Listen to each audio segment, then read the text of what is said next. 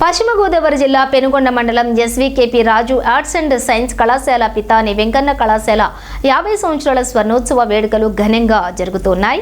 ఈ కార్యక్రమంలోని భాగంగా స్థానిక ఎమ్మెల్యే పితాని 50 సంవత్సరాల గుర్తుగా కళాశాల పైలర్ను ఆవిష్కరించారు। ముఖ్య అతిథులుగా కేంద్ర మంత్రి శ్రీనివాస్ వర్మ, నీటిపారుదల శాఖ మంత్రి నిమ్మల రామానాయుడు, తణుకు ఎమ్మెల్యే అరమిల్లి రాధాకృష్ణ తదితర ప్రముఖులు పాల్గొన్నారు। పూర్వ విద్యార్థులు కలుసుకుని తమ యొక్క పాత జ్ఞాపకాలను గుర్తు చేసుకున్నారు।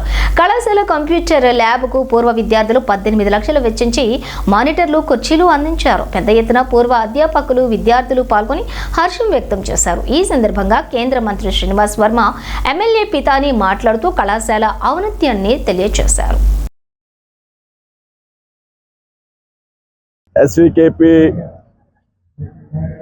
అండ్ పితాని వెంకన్న గారి జూనియర్ కళాశాల, అదేవిధంగా ఎస్వీకేపీ అండ్ కేఎస్ రాజు గారి డిగ్రీ కళాశాల స్వర్ణోత్సవ వేడుకల సందర్భంగా కళాశాల ప్రాంగణానికి రావడం జరిగింది। ఏదైతే 1974 ప్రారంభమైనటువంటి కళాశాల 50 సంవత్సరాలు పూర్తి చేసుకుని ఈరోజు దాదాపు 2500 మంది విద్యార్థులతో విరాజిల్లుతూ ఉన్నది। ఇది చిన్న కళాశాలగా ప్రారంభమైనప్పటికీ కూడా అత్యంత వేగంగా కళాశాల అభివృద్ధి చెందిన అనేటువంటి విషయం మీ అందరికీ కూడా తెలుసు। ఏదైతే విద్యార్థులకు అవసరమైనటువంటి టెక్నికల్ కోర్సులు ఏవైతే ఉన్నాయో ఆ టెక్నికల్ కోర్సులని కాలానుగుణంగా కూడా ఇక్కడ ప్రవేశపెట్టడంతో పాటు విద్యార్థులు కేవలం సర్టిఫికెట్ల కోసమే కాదు, విద్యార్థులు వారి చదువు తర్వాత వారి రంగాల్లో స్థిరపడాలనేటువంటి ఆలోచనతో ఈ విద్యా సంస్థల్ని నిర్వహిస్తూ ఉండడం ఒక ప్రత్యేకత ఈ ప్రాంతంలో।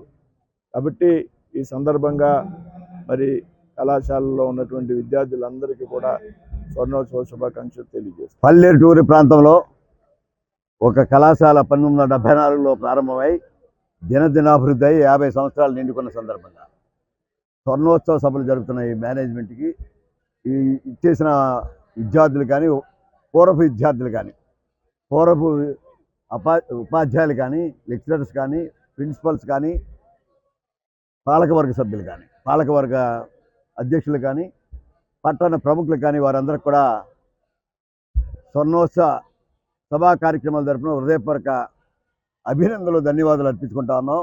ఈ కళాశాల యొక్క అనేక మంది విద్యార్థులను తయారు చేసింది। దేశంలో ఉన్నారు, విదేశాల్లో ఉన్నారు, వివిధ వ్యాపారాల్లో ఉన్నారు, శాస్త్రీయ రంగాల్లో ఉన్నారు, అలాగే